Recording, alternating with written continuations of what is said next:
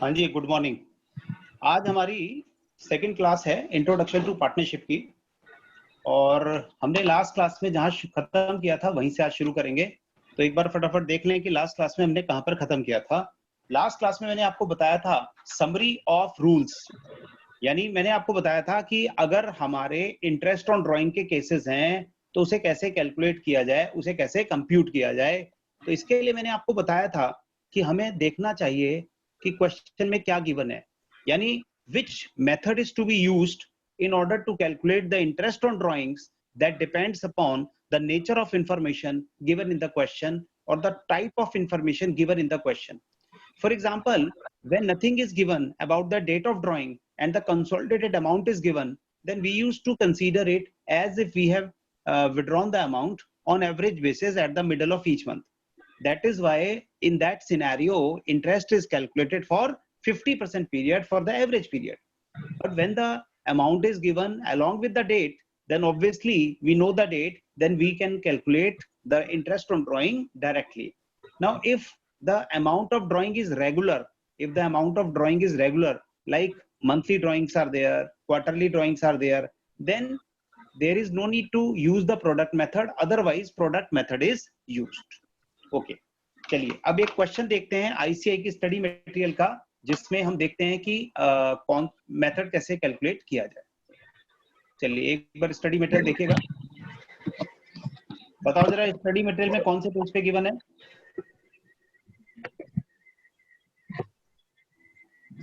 हाँ जी, विच इलस्ट्रेशन?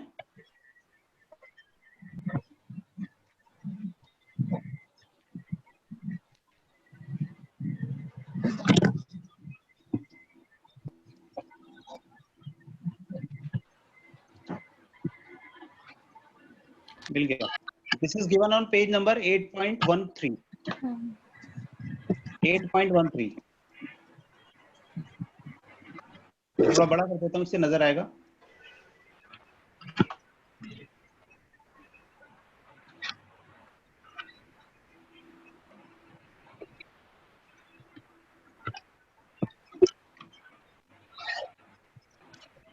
छोटा सा ही दिया हुआ है, कोई दिक्कत नहीं, बहुत आसान से। देखिए क्या कहता है, क्वेश्चन को पढ़ते हैं शुरू से। ये कहता है product method. First method given है method number one product method when unequal amount is withdrawn at the beginning at different time period. ठीक है, और इन्होंने ये बताया है कि अगर ये अमाउंट विथड्रॉ करते हैं तो क्या होगा। ठीक है, तो आइए इसी क्वेश्चन को एक बार करके देखते हैं, सेम क्वेश्चन करके देखते हैं। निकालिए जरा क्वेश्चन, सेम क्वेश्चन लेकिन इनके आंसर को बिना देखे करेंगे।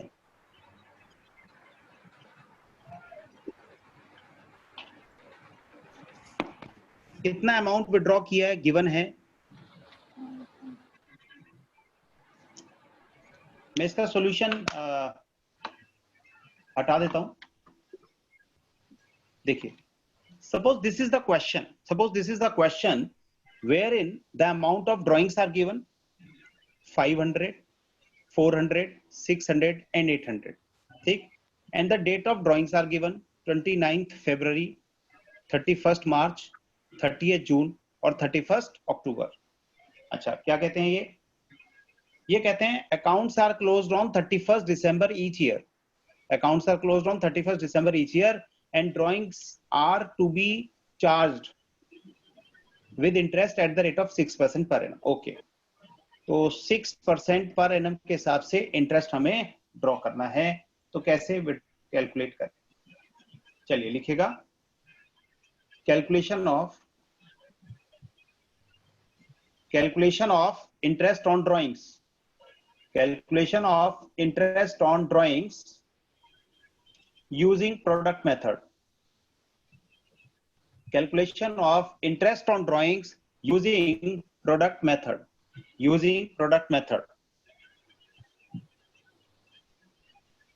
अब इसमें हमें चाहिए 4 कॉलम, इसमें हमें चाहिए 4 कॉलम। 4 कॉलम बना लेते हैं। पहला कॉलम मुझे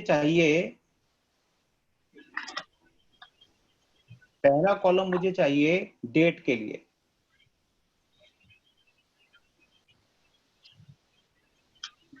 पहला कॉलम हो गया मेरा डेट का, दूसरे में लिखेंगे डेट का मतलब डेट ऑफ ड्राइंग, दूसरे में हम लिख लेते हैं अमाउंट ऑफ ड्राइंग, दूसरे में हम लिखते हैं अमाउंट ऑफ ड्राइंग।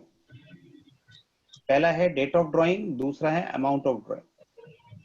तीसरा कॉलम हम निकाल लेते हैं नंबर ऑफ पीरियड निकालने के लिए, नंबर ऑफ मंथ्स वगैरह के लिए, और चौथे पीरियड में चौथे कॉलम में हम निकाल लेंगे प्रोडक्ट, चौथे में निकालेंगे इनका प्रोडक्ट क्या होगा।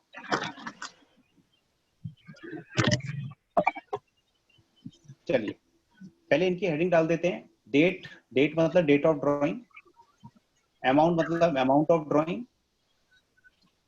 नंबर ऑफ, अब देखिए we can calculate number of days as well as number of months, लेकिन अगर आप ध्यान से देखें तो जो क्वेश्चन है, क्वेश्चन में फरवरी, मार्च, जून और अक्टूबर की या तो फर्स्ट डेट है या लास्ट डेट है, तो इसीलिए नंबर ऑफ मंथ्स निकाल सकते हैं, इसलिए नंबर ऑफ मंथ्स निकाल सकते हैं। लेकिन ये नंबर ऑफ मंथ्स क्या है, ये नंबर ऑफ मंथ्स हैं फ्रॉम डेट ऑफ ड्राइंग, ये नंबर ऑफ मंथ्स हैं from date of drawing up to 31st December, up to 31st December, ये है date of drawing up to 31st December, up to 31st December, ठीक है, up to 31st दिसंबर।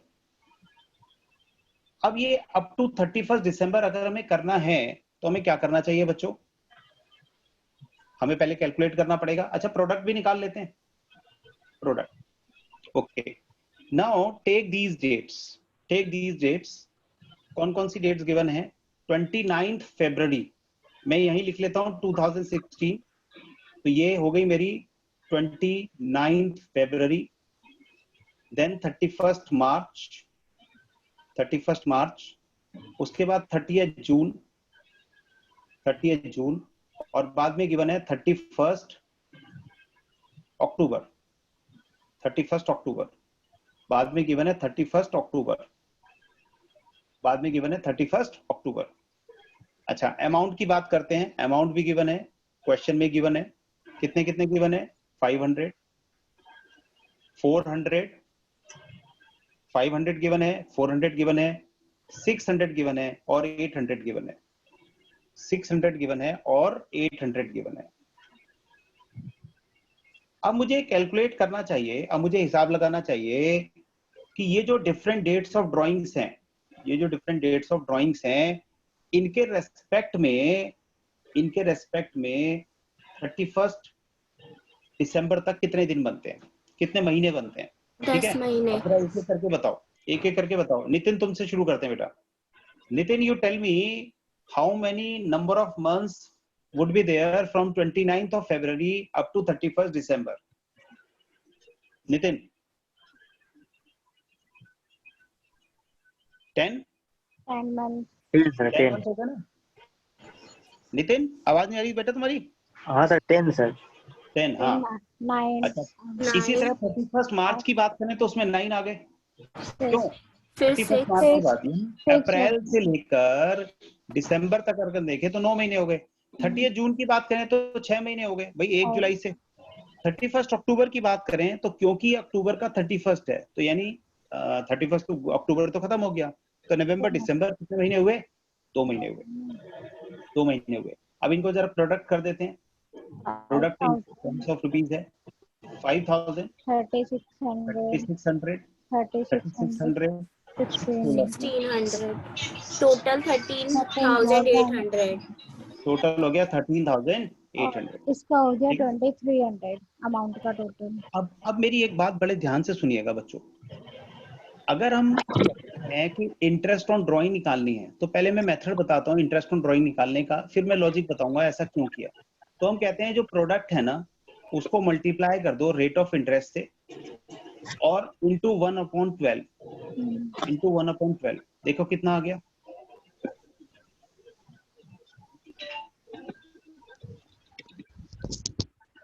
290, 69 आ गया, ठीक है। अब अगर मैं आपसे पूछता हूं कि ये मैंने कितने महीने का निकाला, तो देखो जब मैंने यहाँ 1 लिखा ना तो 1 का मतलब है 1 month's interest has been calculated, 1 महीने का इंटरेस्ट निकाला है। इसका मतलब है 1 महीने का इंटरेस्ट निकाला है। अब अगर 1 महीने का इंटरेस्ट हमने निकाला है, अब अगर 1 महीने का इंटरेस्ट हमने निकाला है, तो ये 1 महीने का इंटरेस्ट क्यों निकाला 1 महीने का? क्योंकि देखिए यहाँ पर अगर मैं 500 रुपीज की बात करता हूँ, ठीक है, अब ध्यान से देखिए जो मैं बात कर रहा हूँ वो क्या कर रहा हूँ, मैं आपसे कह रहा हूँ कि ये जो है ना, ये वाला, ये इस अमाउंट को देखो पहले, खाली इसको डिटेल में पढ़ते हैं। कायदे में मुझे 500 पर 10 मंथ्स का इंटरेस्ट निकालना था, ठीक है। तो अगर मैं 500 पर 10 मंथ्स का निकालता तो 500 इंटू रेट अपॉन 100 इंटू 10/12 करता, या इसको ऐसे भी कर सकते हैं कि 500 इंटू 10 मैंने पहले लिख लिया, इंटू रेट अपॉन 100 कर दिया, इंटू 1/12 कर दिया। आप समझ रहे हैं? इसका मतलब ये है कि 500 रुपए पर 10 महीने का, या 500 इंटू 10 पर 1 महीने का, बात तो एक ही है, बात तो एक ही है। तो हमने वो ही कैलकुलेट किया है, 500 into 10 into rate upon 100 into 1/12, ये हमने कर दिया। ठीक है, यहाँ तक समझ में आई बात? यहाँ तक ये है हमारा कि हमने इनको सेम बेस में कन्वर्ट कर लिया।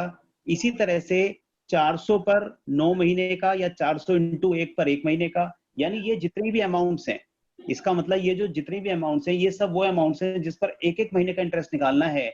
इसीलिए मैंने इनका जो टोटल है, उस टोटल पर 1 महीने का इंटरेस्ट निकाल लिया। ये है हमारा फंडा बच्चों, इंटरेस्ट ऑन ड्रॉइंग्स। ये है फंडा हमारा इंटरेस्ट ऑन ड्रॉइंग्स का, कि इंटरेस्ट ऑन ड्रॉइंग्स हम कैसे कैलकुलेट करते हैं, इंटरेस्ट ऑन ड्रॉइंग्स हम कैसे कैलकुलेट करते हैं। एक बार जल्दी से देख लीजिए, फिर आगे बढ़ते हैं। चलिए आगे बढ़ते हैं। अब मैं आपको समझाना चाहता हूं इंटरेस्ट ऑन कैपिटल के बारे में, ठीक है। अब हम कुछ बातें करेंगे इंटरेस्ट ऑन कैपिटल के बारे में, उसके बाद हम कैलकुलेट करेंगे कि अगर हम गारंटी दें तो क्या होना चाहिए, गारंटी के केस में क्या होगा। लेकिन पहले हम शुरू करते हैं इंटरेस्ट ऑन कैपिटल के बारे में। तो प्लीज लिखना शुरू करें मेरे साथ साथ,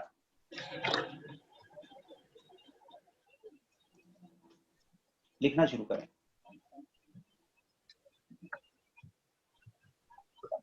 हेडिंग लिखते हैं पहले,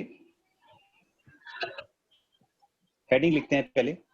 हेडिंग में लिखिएगा interest on partners capital, heading लिखेगा interest on partners, interest on partners capitals, heading लिखे इंटरेस्ट ऑन पार्टनर्स कैपिटल्स।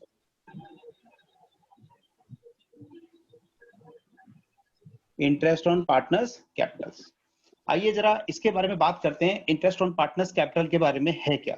पहली बात तो ये है कि why interest on capital is allowed, why interest on capital is allowed. तो लिखेगा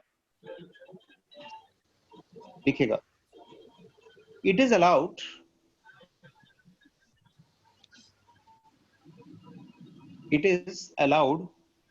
to compensate a partner, it is allowed to compensate a partner, it is allowed to compensate a partner। लेकिन किस चीज के लिए कंपनसेट कर रहे हैं? फॉर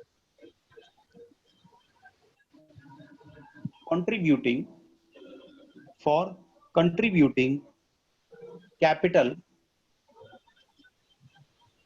in excess of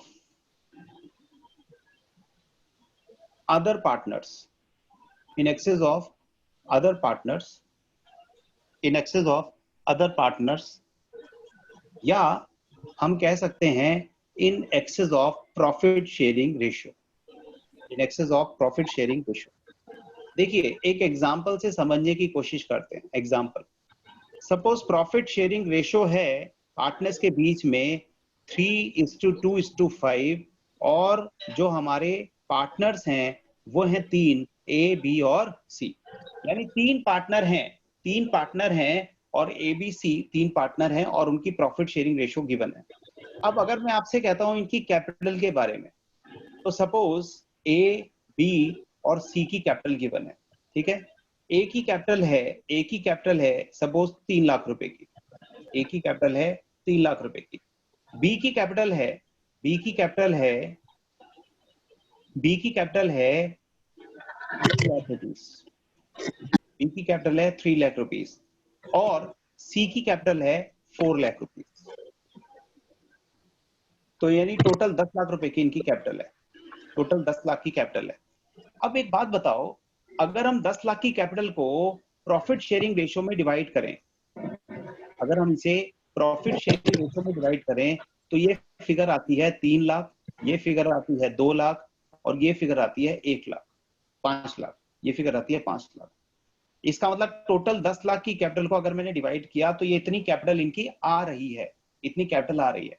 अब अगर मैं आपसे कहता हूं कि किसने ज्यादा कैपिटल, यानी अगर हम ये देखें कि किस पार्टनर की एक्सेस कैपिटल है, किस पार्टनर की एक्सेस कैपिटल है या किस पार्टनर की शॉर्ट कैपिटल है, तो देखिए 3 लाख इसकी बिल्कुल एक्यूरेट कैपिटल है, 3 लाख 2 लाख, यानी 2 लाख होनी चाहिए थी, यानी इसकी एक्सेस कैपिटल है 1 लाख और इसकी शॉर्ट कैपिटल है 1 लाख।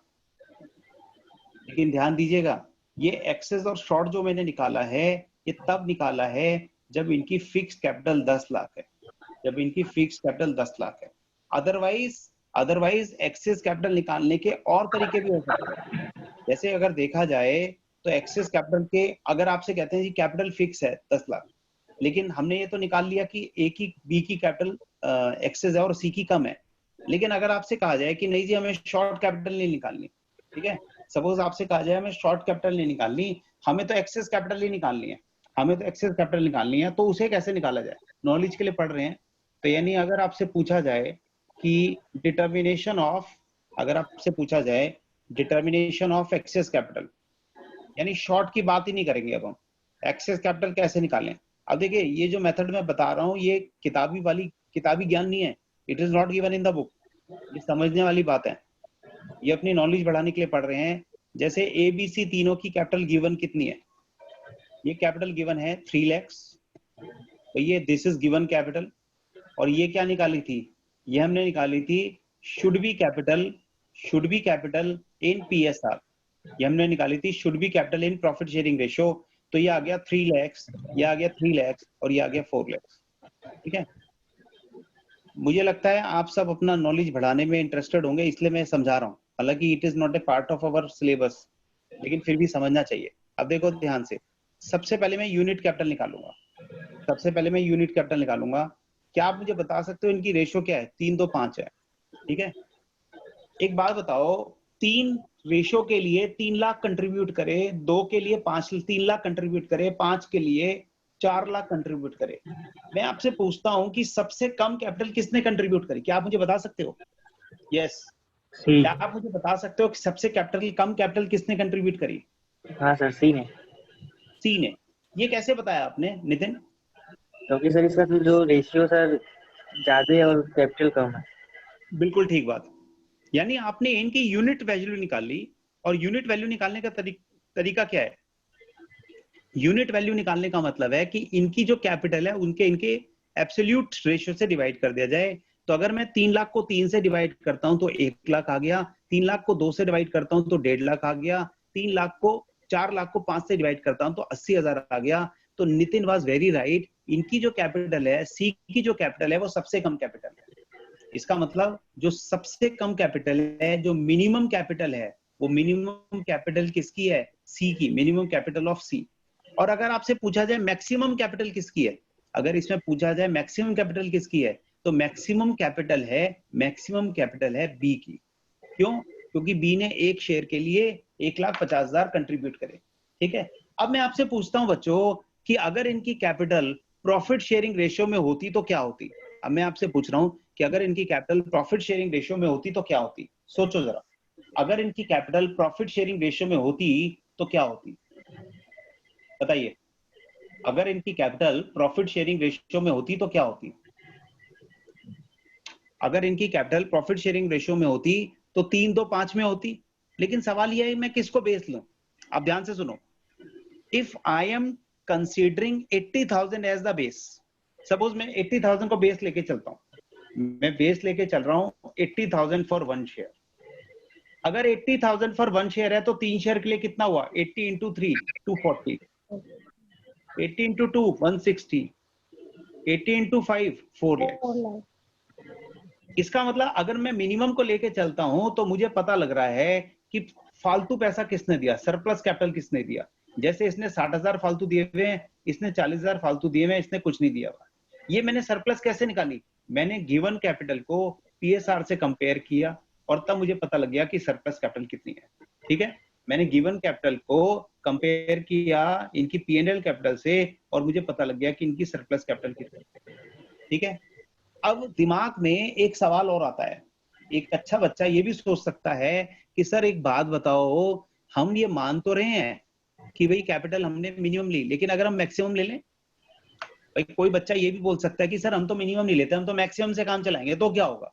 सोचो जरा, अगर हम मैक्सिमम लेते तो हम किसको लेते? 150 लेते। भाई मैक्सिमम लेने का मतलब क्या है? मैक्सिमम लेने का मतलब है कि यहाँ पर मेरे पास क्या क्या अमाउंट अवेलेबल है, 1 लाख है, 1.5 लाख है और 80,000 है। तो अगर मैं हाईएस्ट की बात करता तो 1.5 लाख को लेता। सोचो जरा, अगर मैं 150 को बेस लेके चलता हूँ, अगर मैं 150 को बेस लेके चलता हूँ तो ए बी सी की कैपिटल कितनी आएगी? 150 into 3 450, 150 into 2 3 lakhs and 150 into 5 750।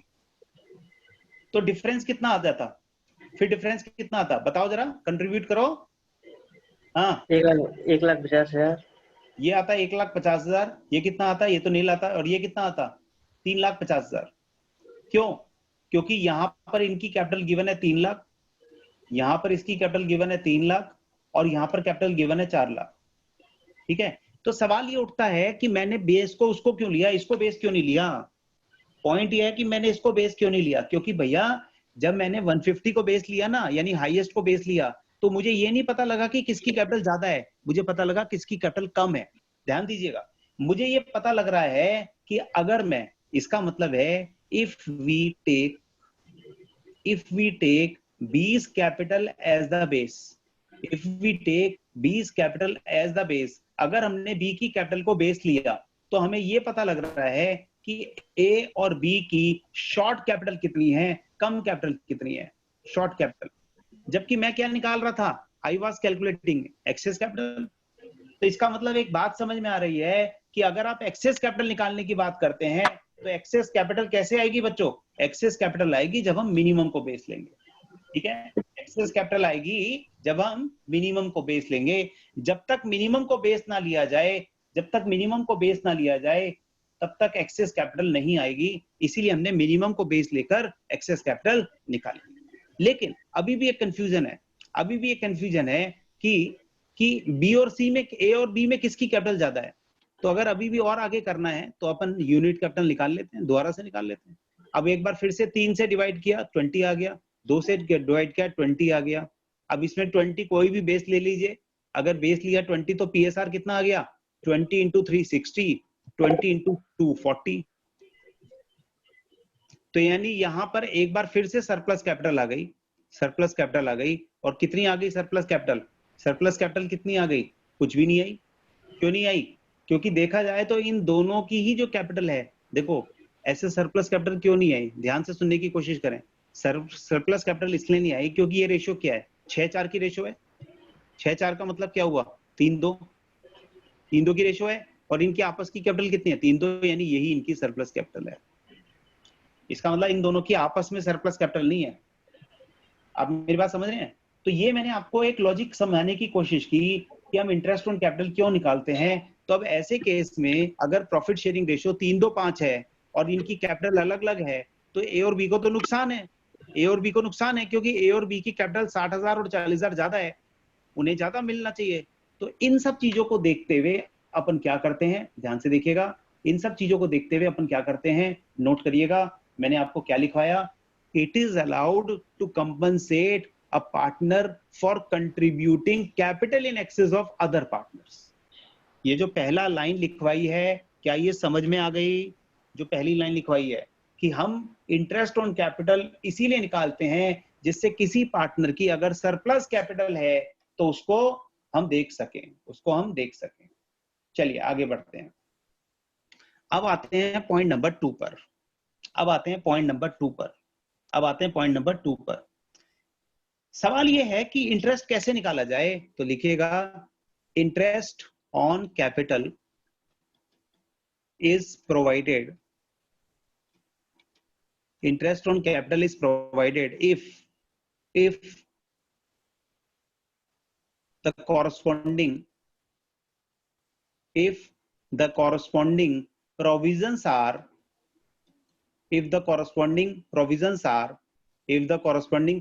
are available in the deed. कौन सी डीड? Partnership deed. कौन सी डीड? Partnership deed. यानी अगर पार्टनरशिप डीड में इंटरेस्ट ऑन कैपिटल के बारे में कुछ लिखा हुआ है तो एप्लीकेबल होगा, नहीं तो नहीं होगा. ठीक है, इसका मतलब है कि अगर आप कहते हैं जी हमें इंटरेस्ट नहीं पता, क्यों नहीं पता? क्योंकि पार्टनरशिप डीड में नहीं लिखा हुआ, तो भैया फिर इंटरेस्ट देख के भी क्या करोगे? इंटरेस्ट ऑन कैपिटल तो मानना ही नहीं जाना चाहिए, तब देंगे ही नहीं. ठीक है, आइए एक बार एक पुरानी बात आपको रिपीट कराता हूं.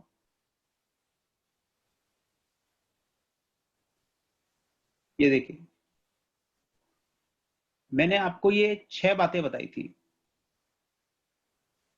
याद करें, मैंने आपको ये 6 बातें बताई थी इंटरेस्ट ऑन ड्राइंग समझाने से पहले. क्या बताया था? Rules applicable in the absence of partnership deed.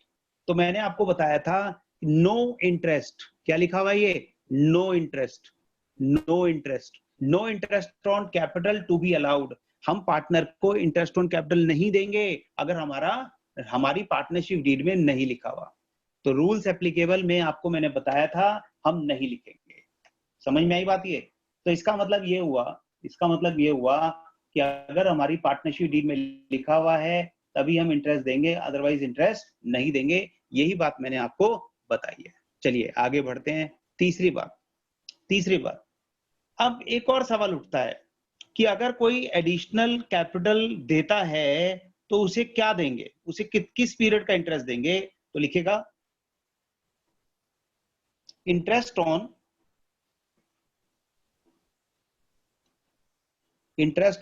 additional capital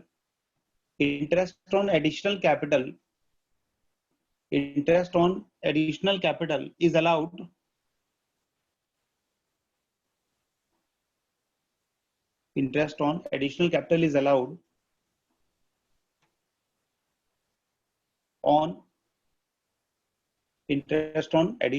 allowed for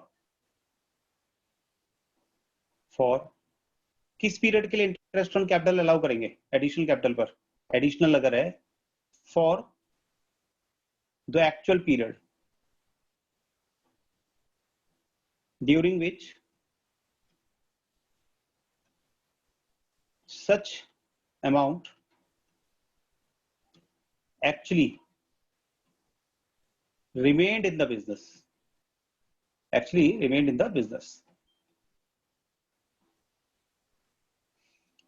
इसको समझते हैं. देखिए,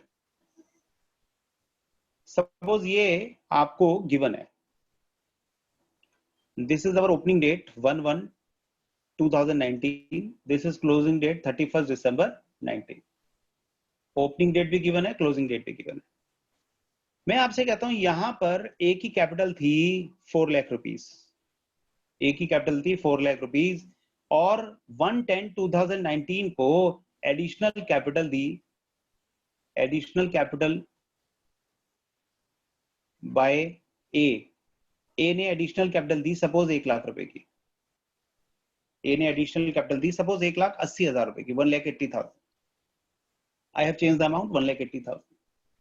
ठीक है, अब अगर मैं आपसे कहता हूं calculate interest on drawings at the rate of interest on capital, मैं आपसे कहता हूं calculate interest on capital at the rate of 10% per annum. 10% per annum.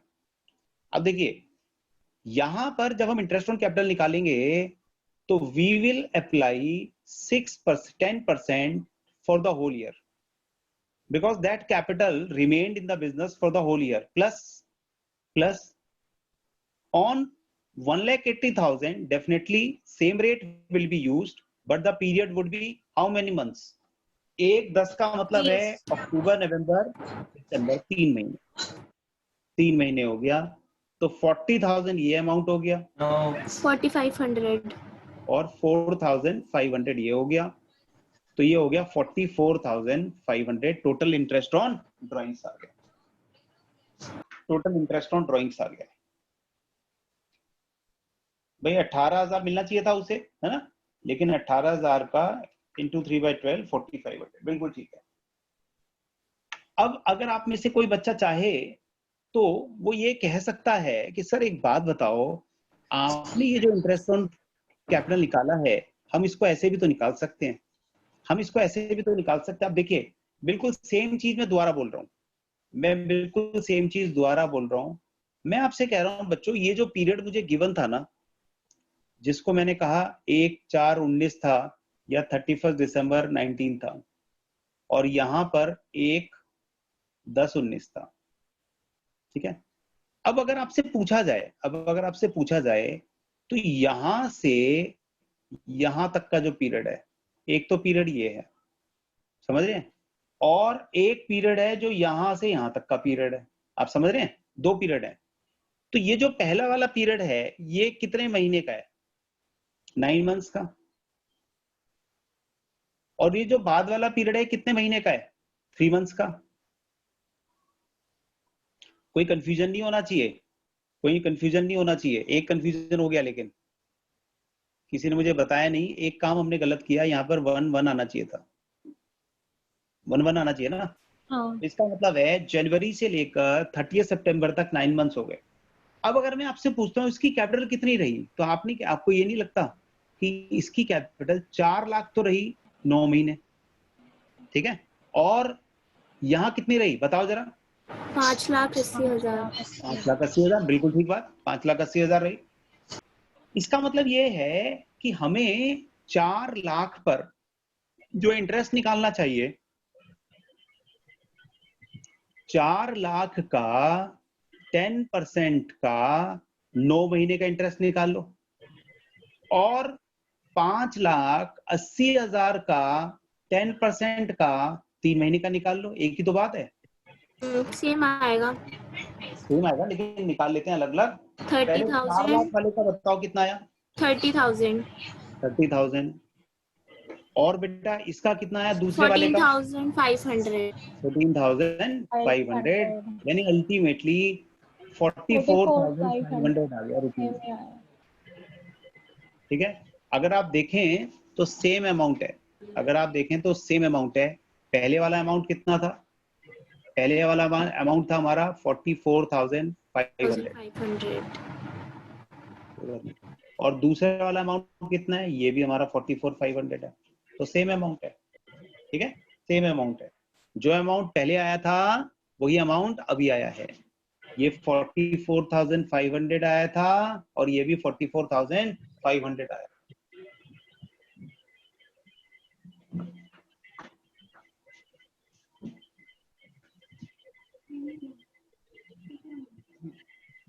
ठीक है, यहां तक समझ में आया। ये मैंने बताया आपको सेकंड पॉइंट। इसका मतलब एक बात समझ में आ गई कि इंटरेस्ट ऑन कैपिटल जो है, इंटरेस्ट ऑन कैपिटल हम किसको देते हैं, दोबारा से पढ़ लेते हैं, एक बार फटाफट रिवाइज करते हैं। मैंने आपको 2 बातें बताई। पहली बात बताई, इंटरेस्ट ऑन कैपिटल हम अलाउ करते हैं जिससे एक पार्टनर की एक्सेस कैपिटल का उसे बेनिफिट दे सके। दूसरी बात ये बताई कि इंटरेस्ट ऑन कैपिटल प्रोवाइड करते हैं अगर हमारा डीड कहता है, और तीसरी बात, अगर एडिशनल कैपिटल देता है तो उसे इंटरेस्ट देते हैं, लेकिन एडिशनल कैपिटल में जो इंटरेस्ट देंगे वो खाली उसी पीरियड का देंगे जिस पीरियड में वो पैसा हमारे बिजनेस में रहा है, ठीक है। अच्छा, इसी तरह से अगर आपसे कहा जाए कि एक पार्टनर ने कैपिटल विड्रॉ कर ली, अगर पार्टनर विड्रॉ करता है कैपिटल को तो भैया उस पीरियड का नहीं देंगे, उस पीरियड का नहीं देंगे। एक छोटा सा एग्जांपल देख लेते हैं, एक छोटा सा एग्जांपल देखते हैं, लिखो जरा, न्यू एग्जांपल।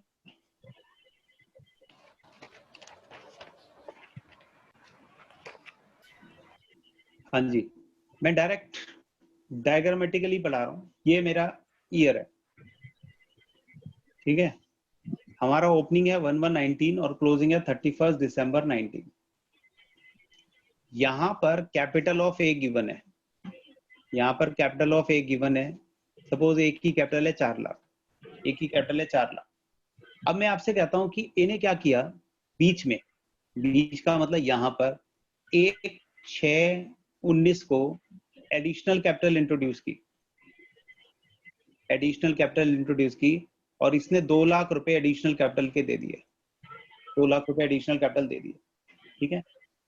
1/11/19 को कैपिटल विड्रॉन, अब ध्यान से देखो, मैंने कैपिटल विड्रॉन का ड्राइंग नहीं का, ड्राइंग्स अलग होती हैं।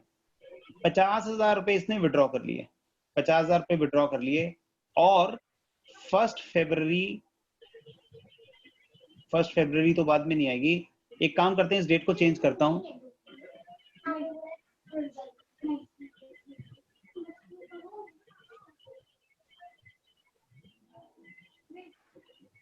इस डेट को चेंज कर रहा हूं मैं, इस डेट को चेंज कर रहा हूं। ये डेट मैं कर रहा हूं 1/9 और इसको करता हूं 1/12, ठीक है।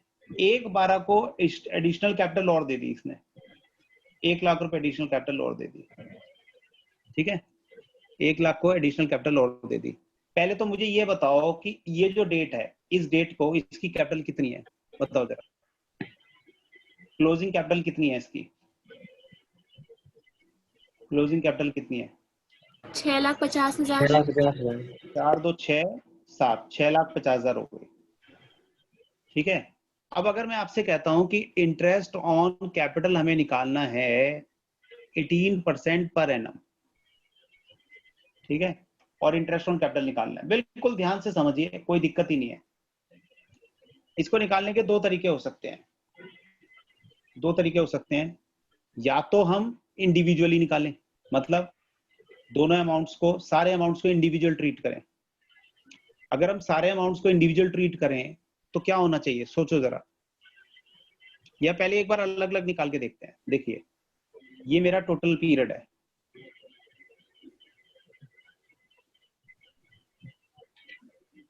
मेरे ये टोटल पीरियड है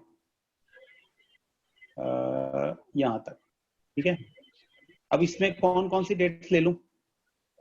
एक तो डेट यही है ओपनिंग वाली, 1/1/19 है, 6 महीने बाद 1/6/19 है,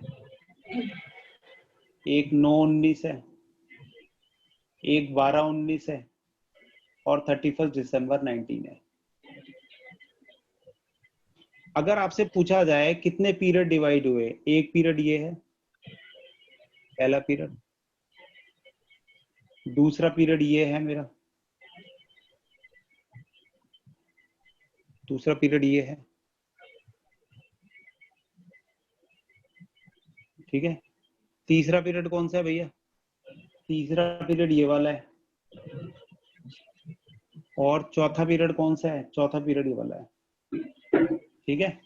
अब जरा मुझे जल्दी जल्दी बताओ कि पहले वाले पीरियड में 5 महीने हैं,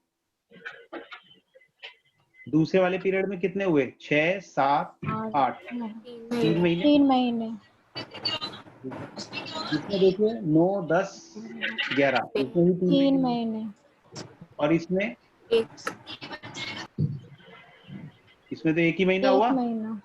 एक ही महीना हुआ। अच्छा, अब मैं आपसे पूछता हूं कि इनकी कैपिटल कितनी रही। तो पहले 4 महीने में तो नो प्रॉब्लम 4 लाख थी। On 1/6 he has contributed 2 lakh, तो capital becomes 6 lakhs, 6 lakh। but he has withdrawn 50,000, तो capital would become 5,50,000। 550। He contributed additional 1 lakh, तो capital becomes 650, which is the closing capital also,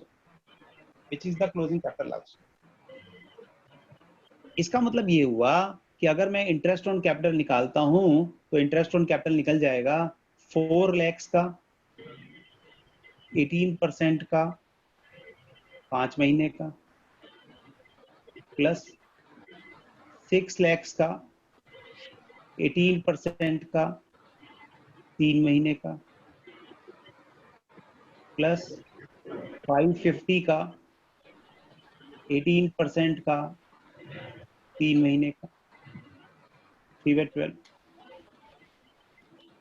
ठीक है, प्लस 650 का, 18% का, कितने महीने का? 1 महीने, 1 महीने का। 1 महीने। आइए जरा फटाफट करके देखते हैं। 4 लाख का 30,000। 18% इंटू 5 अब डिवाइडेड बाय 12 कितना आ गया है? 30,000 आ गया। हाँ, ठीक फिर है, 27,000। 30,000 ही आ गया। उसके बाद 27,000। $27,000। का 18% का 3 महीने का, ये आ गया 27,000। फिर 24,750।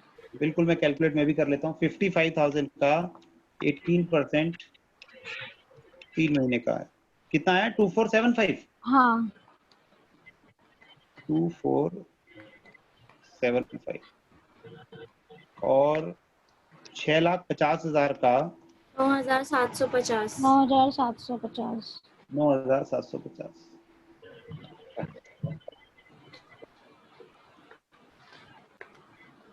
सर ये थर्ड वाले का 24,750 है। हाँ, थर्ड वाले का 24,750 750। टोटल बिल्कुल आ दोबारा गया। से देखो, मैंने पूछा था 550 का 18% निकाल लिया और फिर 3/12। हाँ जी, बिल्कुल ठीक बात है अनुराधा। सर मैंने आपको वही बताया, 24,750 ही बताया। अरे तो जब मैंने गलत लिखा तो बता दो भाई।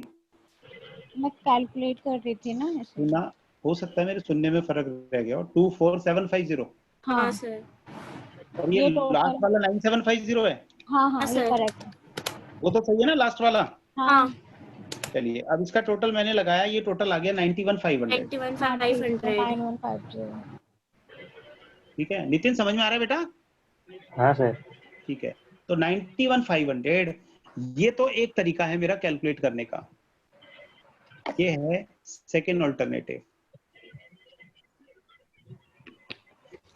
ठीक है, अगर ये सेकेंड है तो फर्स्ट ऑल्टरनेटिव क्या है, आइए उसको भी देख लेते हैं। पहला ऑल्टरनेटिव क्या है? देखिए, हमें हमारे पास डेट गिवन है, हमारे पास डेट गिवन है, कौन सी डेट को कितना अमाउंट आया, है ना? कौन सी डेट को कितना अमाउंट आया ये पता है। एक बार मैं आपसे पूछता हूं कि अगर मैं आपसे कहता हूं कि भाई मुझे हिसाब किताब लगाना है तो मुझे क्या लिखना है? एक बार कॉलम सोचते हैं क्या है, एक तो डेट आ जाएगी, उस डेट को कितना अमाउंट है, ठीक है, फिर पीरियड देख लेंगे कब तक, अप टू 31 31 दिसंबर, दिसंबर। ठीक है, फिर हम इंटरेस्ट निकाल लेंगे, फिर इंटरेस्ट निकाल लेंगे और फिर इसका टोटल आ जाएगा। इसका मतलब 1 2 3 4, तो चार मुझे चाहिए। ठीक है, 4 मुझे चाहिए, तो चलो बनाते हैं, टेबल बनाते हैं 4। चलिए टेबल बनाते हैं, 4 टेबल, 4 कॉलम वाली टेबल बनाते हैं।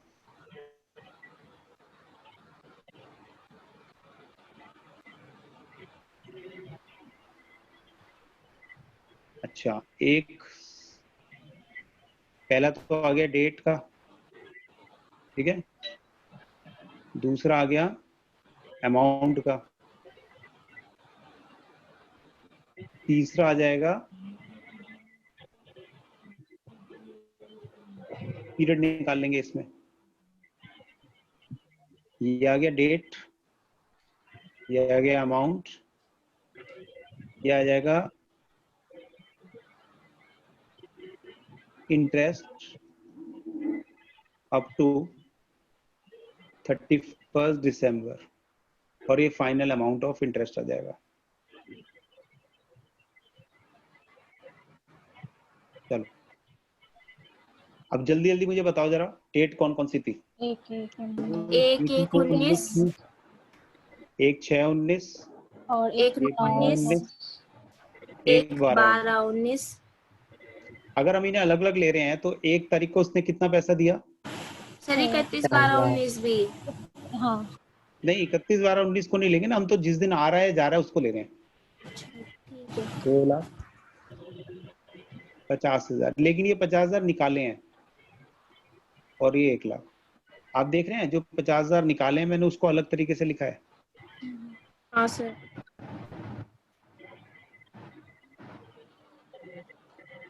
ये एक यहाँ पे बना देते हैं, अब जरा बताओ, ये जो 4 लाख का अमाउंट है, इस पर 18% के हिसाब से 12 महीने का इंटरेस्ट कितना बनता है? ये जो 2 लाख है, इस पर 18% के हिसाब से कितने पीरियड का देखोगे? 7 महीने कितने का। पीरियड का देखोगे? 7 महीने का। 7 महीने का ना? हाँ। ठीक है, बिल्कुल ठीक। ये जो 50,000 है, 50,000 है इंटू 18% इंटू, इसमें कितने महीने का लेस करना है? 9, 10, 11, 12, 4 महीने का। ये वही एवरेज ड्यू डेट वाली पॉइंट तो हो गया। और ये जो 1 लाख है, इस पर 18% कितने महीने का देना है? 1 महीने 1 का। महीने का। ठीक है,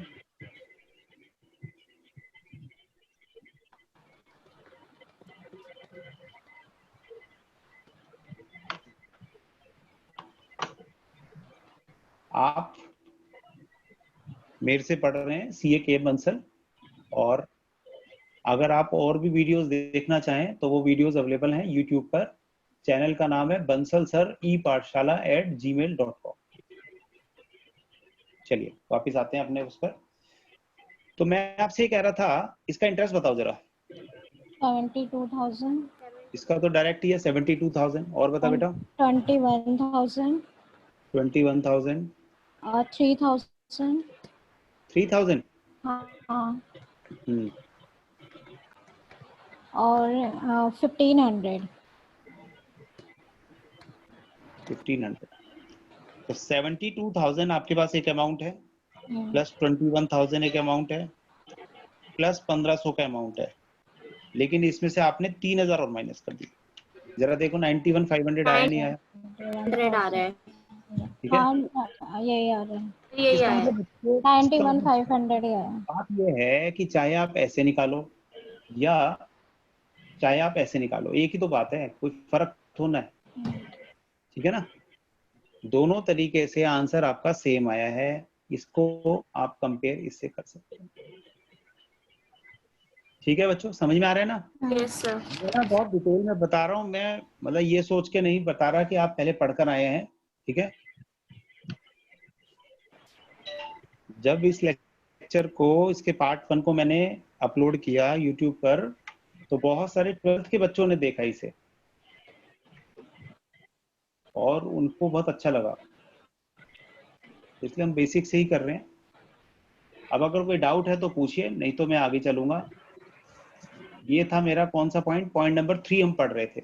एक बार देख लीजिए, हम पॉइंट नंबर 3 पढ़ रहे थे। Interest on additional capital is allowed for the actual period. तो अगर पैसा निकाला है तो अकॉर्डिंगली एडजस्ट हो जाएगा। ये था मेरा पॉइंट नंबर 3। चलिए पॉइंट नंबर 4 पर आते हैं। पॉइंट नंबर 4 पर आते हैं।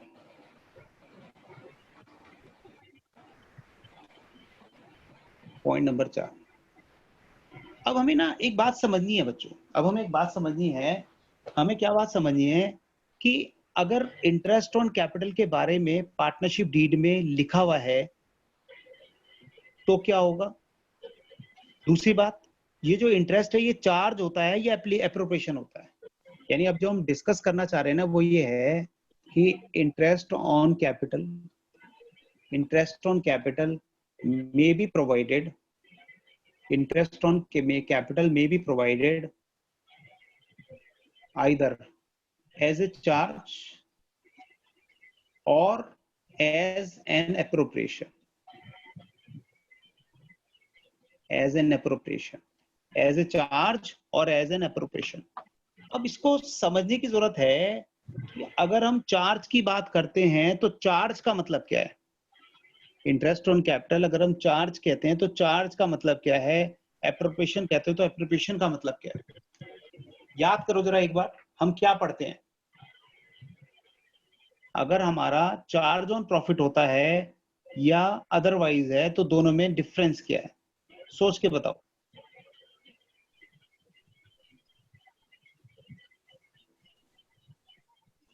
चलिए पहले मैं आपको एक बार जल्दी जल्दी बताता हूं। देखो इससे रिलेटेड ना प्रोविजंस हमारे कौन कौन से हो सकते हैं, ध्यान से देखो। तीन बातें मुझे आपको बतानी है, ठीक है। मुझे आपको इसमें तीन बातें बतानी है।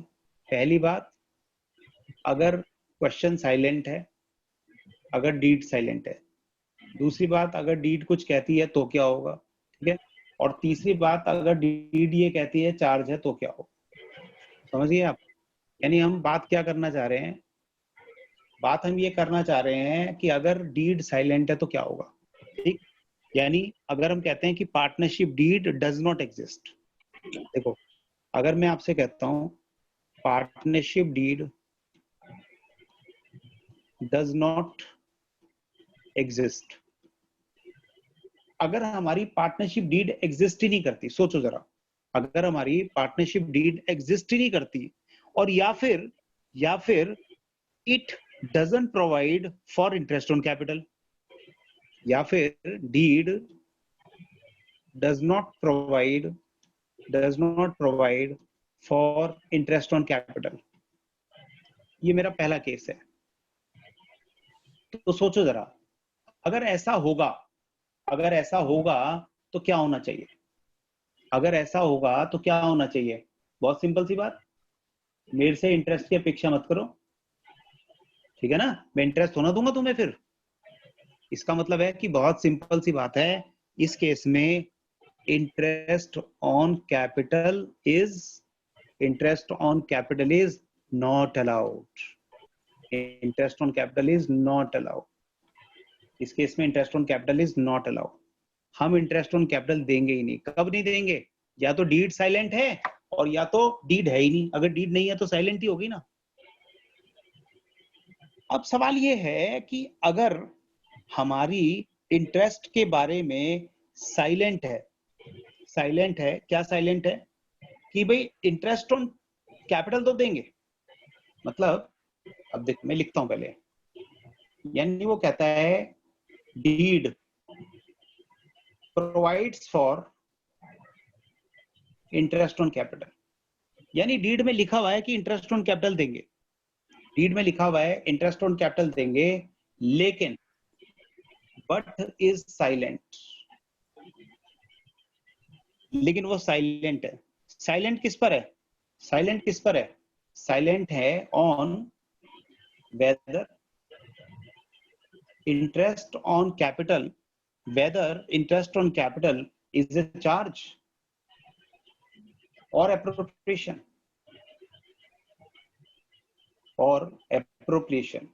is a charge or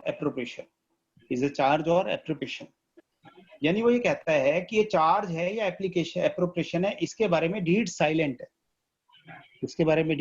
है, तो पता है इसमें क्या होगा, बहुत काम की बात है, गजब की बात है। इस केस में जो रूल है वो बहुत ही इंपॉर्टेंट रूल है, हमें पता होना चाहिए। रूल क्या है, रूल ये है कि interest on capital is allowed only if there is a profit.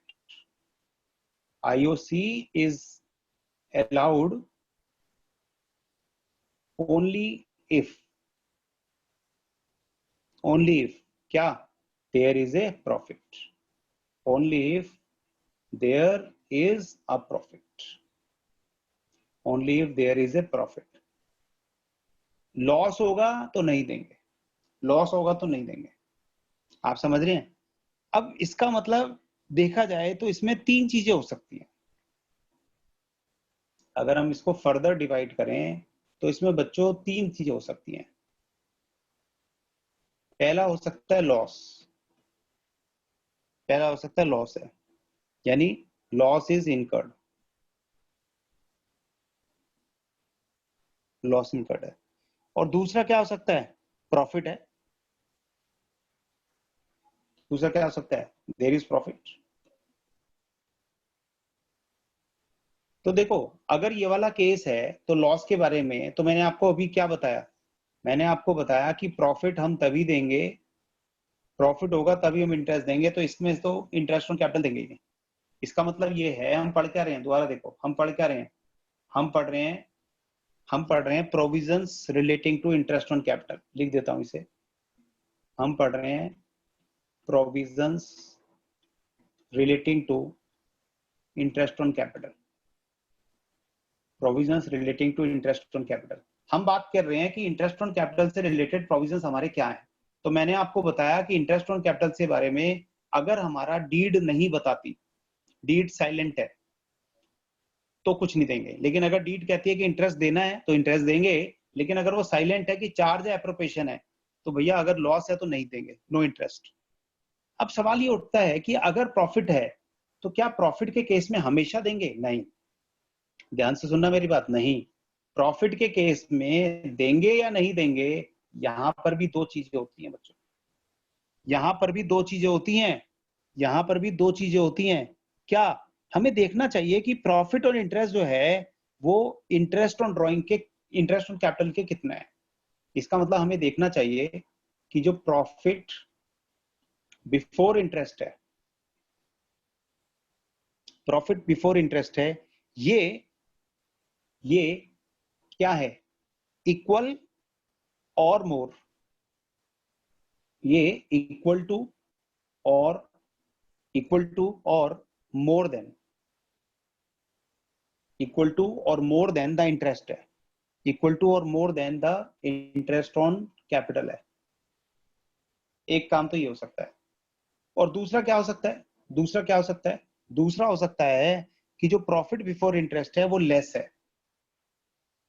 Profit before interest is, profit before interest is less than, is less than the interest on drawing। ठीक है। अब देखो, मेरे से अगर बात करते हैं बंसल सर की, के एम बंसल की बात करो, तो के एम बंसल इस बात को क्या कहता है? अगर मेरी बात करी जाए तो मेरे हिसाब से मैं इसको कहता हूं एडिक्वेट प्रॉफिट। अब बार बार हम जब बात करेंगे मैं इसे कहता हूं एडिक्वेट प्रॉफिट, और मैं इसे कहता हूं इनएडिक्वेट प्रॉफिट, इनएडिक्वेट प्रॉफिट, इनएडिक्वेट प्रॉफिट्स। ठीक है, मतलब अगर एडिक्वेट प्रॉफिट्स हैं तब तो कोई दिक्कत ही नहीं है, तब तो दिक्कत ही नहीं है। तो हमें क्या करना चाहिए? अरे प्रॉफिट्स है, एक बात बताओ ना, एक बात बताओ, घर में फ्रूट्स आए हुए हैं, घर में फ्रूट्स आए हुए हैं, भूख लग रही है, लोग खाना चाहते हैं, तो खा लो, क्या दिक्कत है? तो प्रॉब्लम कब आएगी? प्रॉब्लम तब आएगी ना जब 10 आदमी खाने वाले और जो सामान है वो 2 आदमियों का हो, प्रॉब्लम तो तब आएगी ना। तो इसमें तो कोई प्रॉब्लम नहीं, एडिक्वेट प्रॉफिट है। तो एडिक्वेट में क्या लिखना चाहिए? अगर आपसे पूछा जाए कि इसमें what should be the rule, तो आप कहेंगे रूल है कि IOC is allowed at the agreed more ratio. मुझे कहना चाहिए कि इस केस में जो मेरा रूल है वो क्या होगा कि interest on capital is allowed at agreed rate, interest on capital is allowed at agreed rate, at agreed rate, interest on capital agreed rate पे अलाउ करेंगे। यहां तो कोई टेंशन ही नहीं है। अब टेंशन वाली बात कहां है? टेंशन वाली बात यह है कि अगर हमें क्वेश्चन में लिखा हुआ है कि हम प्रॉफिट में से देंगे और प्रॉफिट लेकिन कम है, ठीक है, प्रॉफिट कम है। जैसे एक एग्जांपल देता हूं मैं आपको और अच्छे से समझते हैं। जैसे मैं आपसे कहता हूं कि इंटरेस्ट ऑन कैपिटल जो देना है टोटल, वो देना है मुझे 4 लाख। ठीक है, किसको देना है? ए बी सी 3 पार्टनर्स को देना है। और जो मेरा प्रॉफिट है ना, कौन सा प्रॉफिट? Before interest. ये जो मेरा प्रॉफिट बिफोर इंटरेस्ट है 10 लाख है, 10 लाख है। तो ये केस है हमारा एडिक्वेसी का, ये केस है एडिक्वेट प्रॉफिट। क्यों एडिक्वेट प्रॉफिट है? क्योंकि 4 लाख का इंटरेस्ट देना है, प्रॉफिट है हमारे पास 10 लाख, प्रॉफिट है 10 लाख। तो क्या करना चाहिए? अगर इस केस में और डिटेल में बात करें तो मुझे 4 लाख तो दे देना चाहिए एज इंटरेस्ट ऑन कैपिटल जो भी बनता है, और बाकी का जो 6 लाख है वो इन्हें दे देना चाहिए प्रॉफिट शेयरिंग रेशियो में, जो बैलेंस 6 लाख है। बात खत्म, बात खत्म। लेकिन अगर मेरी इनएडिक्वेसी है, इनएडिक्वेसी को क्या कहते हैं?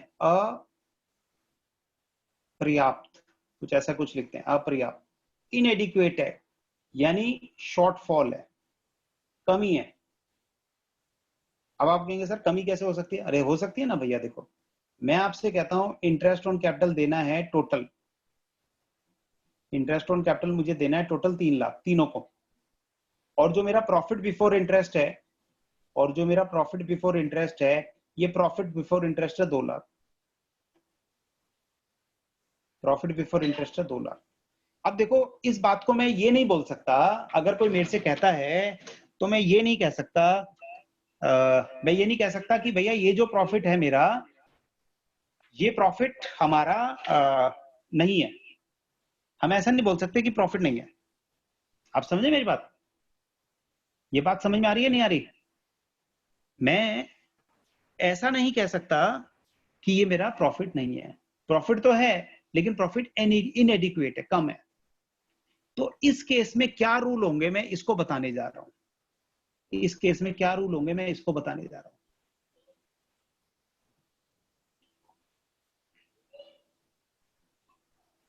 हाँ जी, जहां आपको दिक्कत आए आप दोबारा से इसे पॉज करें, रिवाइंड करें, दोबारा से देखें, कोई दिक्कत नहीं। लेकिन रूल क्या होगा अगर इनएडिक्वेट है, प्रॉफिट इनएडिक्वेट है? तो देखिए पहले मैं इसमें लिखता हूं कि इसका हमारा रूल क्या है, बेसिक रूल क्या है। देखो बेसिक रूल ये कहता है कि interest is allowed only, interest is allowed only to the extent of, only to the extent of profit in the ratio of, in the ratio of, in the ratio of interest on capital of each partner, interest on capital of each partner। इसका मतलब interest तो अभी देने से मना नहीं किया हमने, हमने कहा इंटरेस्ट तो देंगे। जैसे अगर इसी केस में देखा जाए, अगर इसी केस में देखा जाए तो ये जो 3 लाख रुपए का टोटल इंटरेस्ट बनता है ना, उसमें से जो 2 लाख का है ये तो टू बी गिवन, ये तो देंगे। लेकिन ये जो बाकी बैलेंस 1 लाख बचा, इसके लिए सॉरी नहीं दे पाएंगे, ऐसा कहता है रूल हमारा। तो रूल ये कह रहा है interest is allowed only to the extent of profit in the ratio of interest on capital, यानी only to the extent of profit. इसका मतलब है एक्सटेंट ऑफ प्रॉफिट कितना है हमारा, यहाँ पर एक्सटेंट ऑफ प्रॉफिट है 2 लाख। तो वो कह रहा है ये जो 3 लाख देना है ना, ये to the extent of profit देना है, यानी सिर्फ 2 लाख तक देना है, ये सिर्फ 2 लाख तक देना है। ठीक है जी, ये सिर्फ 2 लाख तक देना है।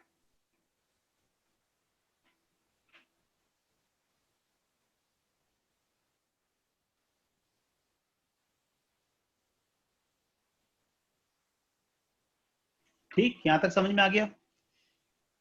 अब एक छोटी सी बात और समझते हैं कि इनकी एंट्रीज क्या होंगी। ठीक है, एक बार यहां तक जरा ओके कर दें, समझ में आ गया? Yes sir. ठीक है, तो आइए जरा 5वां पॉइंट पढ़ते हैं। 4th पॉइंट हम पढ़ रहे थे, 5th पॉइंट पढ़ते हैं बच्चों। सर 4th सर पॉइंट एक का क्वेश्चन है। हाँ, एक एक करके पूछो। नितिन पहले तुम बोलो। हाँ सर, कब सर वो जो प्रॉफिट होता है तो उसके कैपिटल रेशियो में दिया जाता है इंटरेस्ट ऑन एक ही तो कैपिटल? बात है ना, सुनो एक ही बात है, वो एक ही बात है। अगर मैं आपसे कहता हूं कि जो भी अगर हमारा इनएडिक्वेसी होती है, जैसे मैंने आपसे कहा in the ratio of interest on capital to each partner, यही बोला ना मैंने। अब interest on capital to each partner कैसे दोगे? अगर हम इंटरेस्ट ऑन कैपिटल देंगे तो बात तो एक ही है ना, इंटरेस्ट ऑन कैपिटल भी तो उसी रेशियो में आएगा। कैपिटल रेशियो में। हाँ, लेकिन कैपिटल रेशियो में जरूरी नहीं है ना, मैं बताता हूँ क्या है। देखो इधर देखो, अब ये जो एग्जांपल ले रहा हूँ ना, it is a unique example. आपको ऐसा एग्जांपल बुक में मिलेगा नहीं। मैं आपसे कहता हूँ 3 पार्टनर हैं ABC, इसकी कैपिटल है 5 लाख, इसकी कैपिटल है 3 लाख, इसकी कैपिटल है 2 लाख, तो यानी इनकी टोटल कैपिटल है 10 लाख। ये इनकी कैपिटल है। ठीक है, इंटरेस्ट ऑन कैपिटल देना है, इसको देना है 10%, इसको देना है 12% और इसको देना है 10%। ठीक है, तो मुझे बताओगे जरा कि इंटरेस्ट कितना बनता है इसका? इसका 50,000 बनता है, इसका 36,000 36 बनता है, इसका बेस 20,000 बनता है। 20,000। तो यानी इनका टोटल इंटरेस्ट कितना हुआ? 1,06,000 हुआ। इसको जो टोटल इंटरेस्ट ऑन कैपिटल देना है वो 1,06,000 देना है, बोलो। अब अगर मैं आपसे कहता हूँ कि इनकी जो प्रॉफिट शेयरिंग रेशो है, इनकी जो प्रॉफिट शेयरिंग रेशो है वो 2:2:1 है, सपोज इनकी जो प्रॉफिट शेयरिंग रेशो वो 2:2:1 है। अब मुझे बताओ, अगर हमें क्वेश्चन में दिया हुआ है कि हमें जो प्रॉफिट्स हैं before interest, profit before interest given है, सपोज हमें 1,56,000, पहला केस आसान हो गया। तो अगर ये प्रॉफिट दिया हुआ है तो ये कौन सा है? एडिक्वेसी का केस है ना, ये एडिक्वेसी का केस है। बोलो एडिक्वेसी का केस क्यों है? क्योंकि मुझे देने हैं 1,06,000 इंटरेस्ट देना है, जबकि 1,56,000 है। तो मैं क्या करूंगा, 1,06,000 तो हम दे देंगे इन्हें एबीसी को। कैसे? 50, 36 और 20। और जो बैलेंस बचा, बैलेंस कितना बचा? 50,000। बैलेंस 50,000 क्यों बचा? क्योंकि 156 था। तो ये जो बैलेंस है इसको 2:2:1 यानी इनकी प्रॉफिट शेयरिंग रेशो में दे देंगे। तो ये आ गया 20,000, ये आ गया 20,000, ये आ गया 10,000। यानी अल्टीमेटली टोटल इनको मिल गया 70,000, ये मिल गया 56, ये मिल गया और 30 ये मिल गया। सही है बेटा? अच्छा आगे बढ़ते हैं। अगर मैं आपसे कहता हूं कि second case,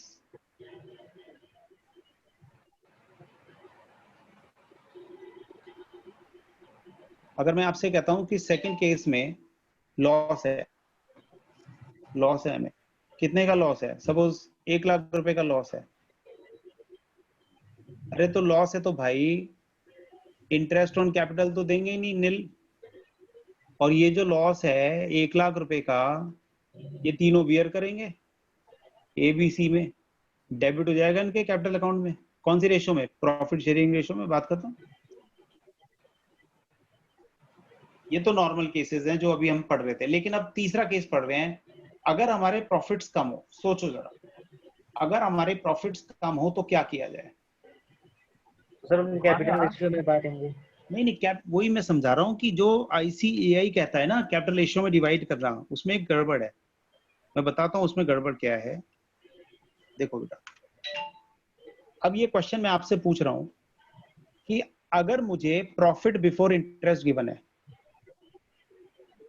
profit before interest given है, बताओ मैंने कितनी फिगर लिखी है? मुझे एक बार पता लगेगा। 1,06,000। नहीं नहीं, अभी लिखूंगा ना, अब लिखी है, बताओ। 63,600। 63,600, 63,600 है। पहली बात तो ये बताओ, पहले तो इसको एनालाइज करते हैं। क्या ये लॉस का केस है? नहीं। क्या ये एडिक्वेट का केस है? नहीं। एडिक्वेट का केस क्यों नहीं है? क्योंकि भैया इंटरेस्ट ऑन कैपिटल जो देना है वो तो 1,06,000 देना है, और जबकि प्रॉफिट कितना है? प्रॉफिट है 63,600 ओनली। तो इसका मतलब है कि ये इनएडिक्वेसी का केस है। तो यानी इन एडिक्वेट प्रॉफिट का केस है। कौन सा केस है? इनएडिक्वेट प्रॉफिट का केस है। अब अगर इनएडिक्वेट प्रॉफिट का केस है तो अगर मैं आपके हिसाब से चलता हूं, अगर मैं इसे कैपिटल रेशियो में बांट देता हूं, ठीक है, अगर मैं कैपिटल रेशियो में बांटता हूं तो कैपिटल रेशियो कितनी है? 5-3-2 की, 5-3-2 की है ना? बांटना जरा एक बार, हाँ सर। एक बार जरा ए बी सी में 5-3-2 में बांटो जरा इसे। 63,600 5 31,800 31,800 है ना? और 63,600 into 63,800 ही तो है। 19,080। 19,080। 19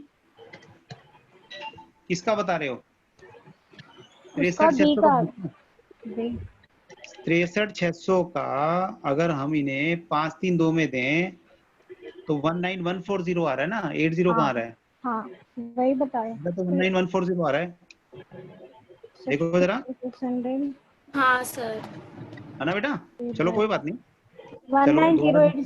19,080 है ना सर? 3/10 है ना इसका? 19,080 आएगा ना? 19 1908 19080 सर। हाँ ये आएगा सर। 1 मिनट रुको, दोबारा निकालता हूँ। हाँ ठीक है। 19080। हाँ और इसका 12720। 12720। एक मिनट, इसे सही कर दें। 19080। हाँ ठीक सर है, ये सही है। लेकिन मैंने आपको ये नहीं बताया, देखो मैंने आपको क्या बताया, मैंने आपको बताया कि interest is allowed in the ratio of interest on capital. ठीक है, अब अगर आप मुझे बताओ ratio of interest on capital कितनी है इनकी? 10 12 10। कितनी है? 10 12 10। हाँ 10 12 10 ले लो, बिल्कुल ठीक बात है।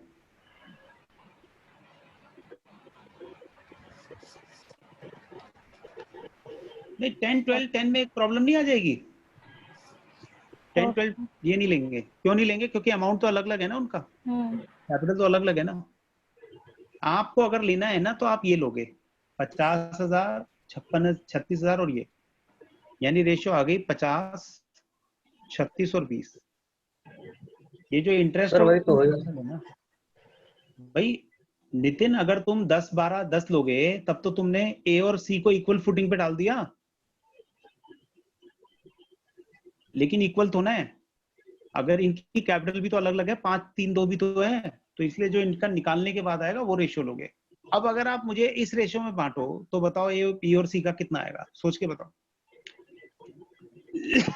63060 30,000।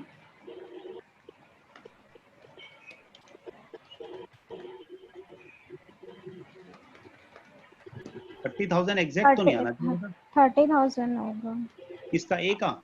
हाँ क्यों 30,000 कैसे आ गया? 50 जमा 36 प्लस 20, इसका टोटल आ गया कुछ है। 1 मिनट सर, इनका टोटल 50 30 और 20 का 106 आएगा ना टोटल। हाँ 106 ही तो है। हाँ तो 63,600 इंटू 50 डिवाइडेड बाय 106 ये आएगा ना 30,000 आएगा। कर लेते हैं। 30 से आ रहा है। 30,000 30,000 है। ठीक है, वेरी गुड। और इसका हो जाएगा 21,600। 21,600 और तीसरे का बता बेटा। 63,600 into 20 divided by 106 12,000। 12,000।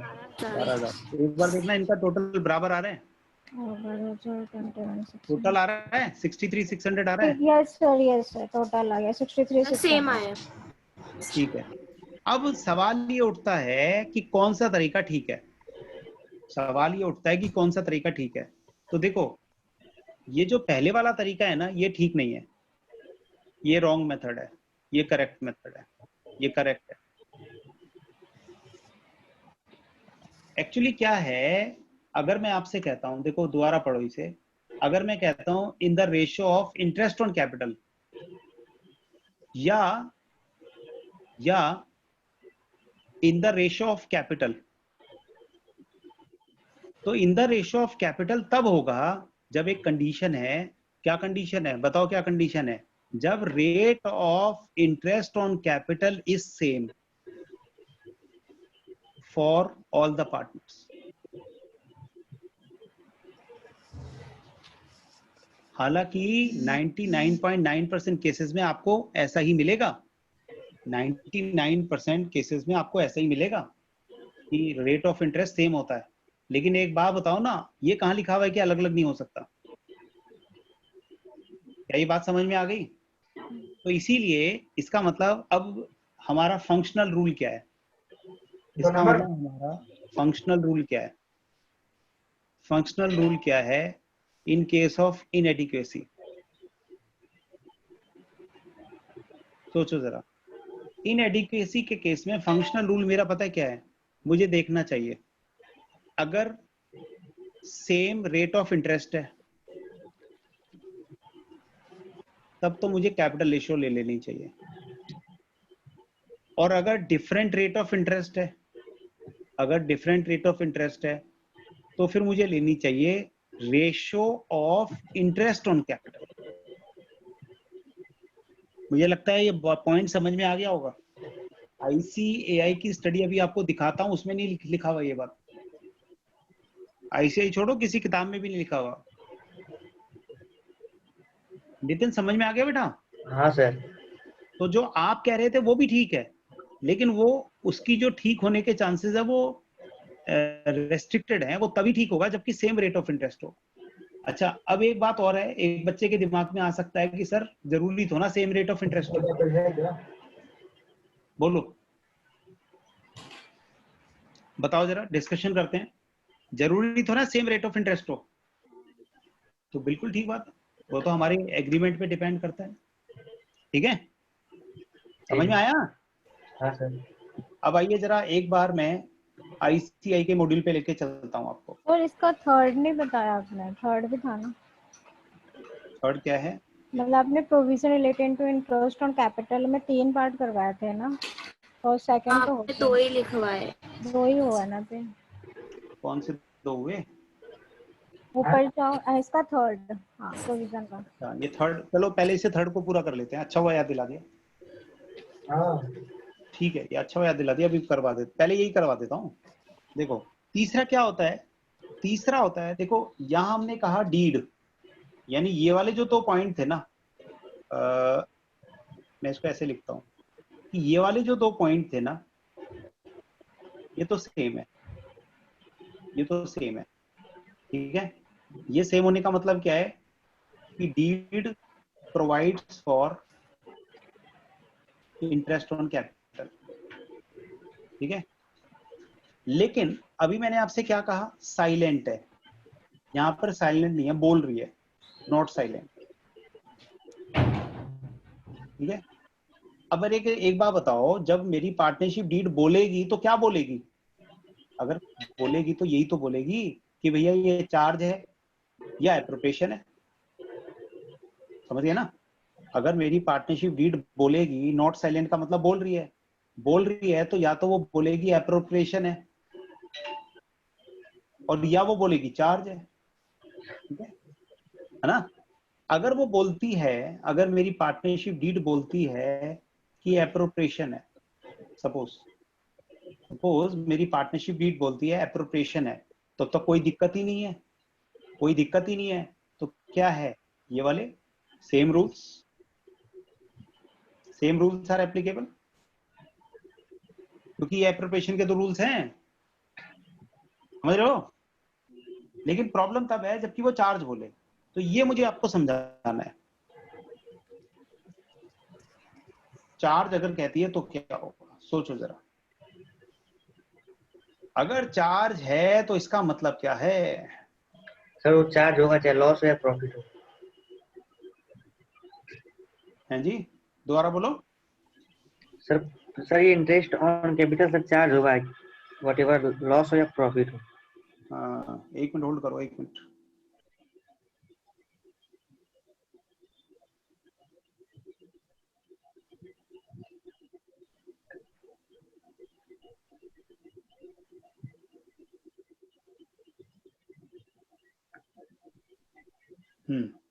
तो यानी इसमें रूल लिख लेते हैं कि IOC is allowed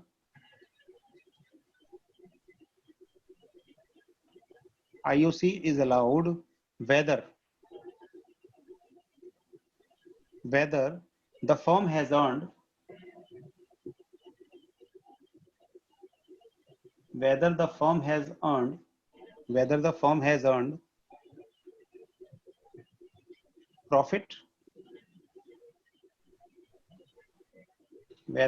has earned profit, or has incurred loss.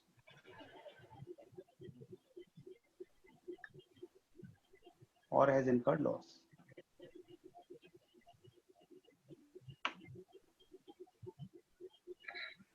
Or has incurred loss.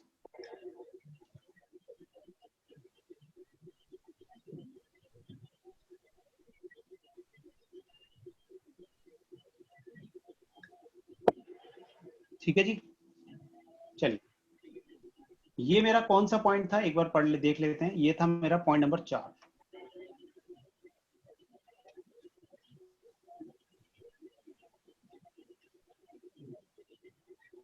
Point number 4।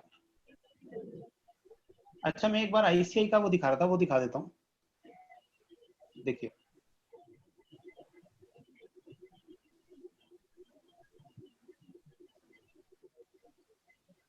ये हमारा आईसीआई का मॉड्यूल है, इसको एक बार देखते हैं क्या कहता है। देखो ये क्या कहते हैं, ये कहते हैं a partner is not entitled to interest as a matter of right. क्या कहते हैं? As a matter of right नहीं मिलेगा। As a matter of right नहीं मिलने का मतलब क्या है? Not a matter of life, matter of right. Not a matter of right means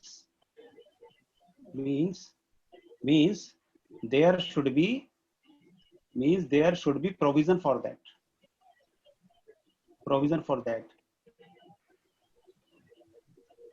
मतलब अगर आपका प्रोविजन है तो आपको मिलेगा, नहीं प्रोविजन है तो नहीं मिलेगा, ये राइट नहीं है आपका, ठीक है। लेकिन अगर है तो मिलेगा। देखो क्या क्या कहते हैं, interest on capital is generally allowed on इतने इतने इतने। ये देखो ये पॉइंट समझने वाला है। देखो जरा ये पॉइंट एक बार देखो, net loss and interest on capital subject to contract between the partners. देखो क्या कहता है, subject to contract between the partners. ध्यान से देखो,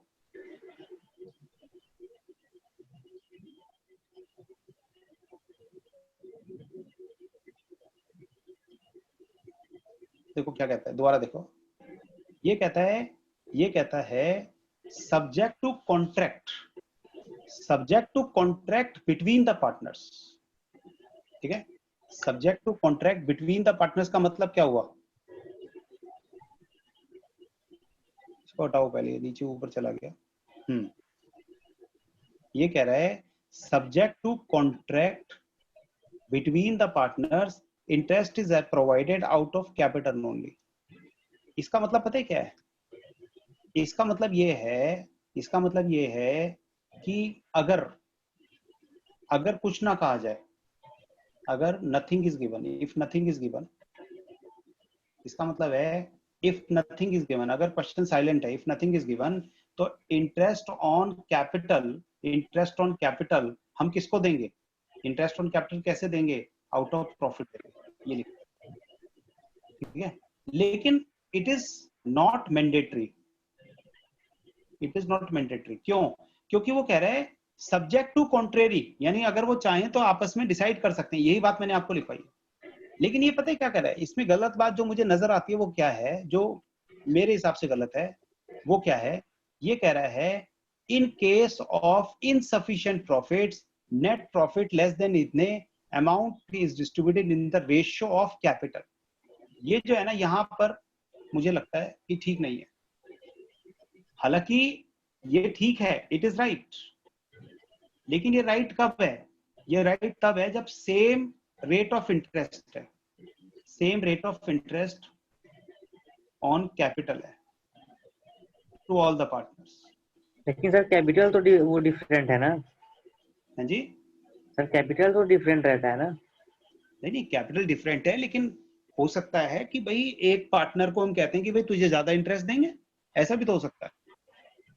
मैंने आपसे कहा ना 99.9% केसेस में ऐसा नहीं होता, लेकिन 0.1% केस में हम एक पार्टनर को कहते हैं कि भाई तुझे इंटरेस्ट ऑन कैपिटल भी ज्यादा दे देंगे। चल भाई, after all it is an agreement between the partners ना, इसमें कोई प्रॉब्लम तो ना है, पार्टनर्स के बीच का एग्रीमेंट ही तो है ये।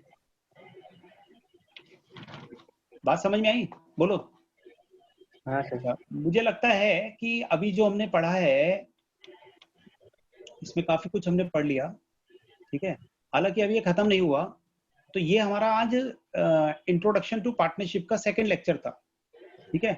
इस लेक्चर को मैं यही खत्म करता हूं और थर्ड लेक्चर में इसको कंप्लीट करेंगे।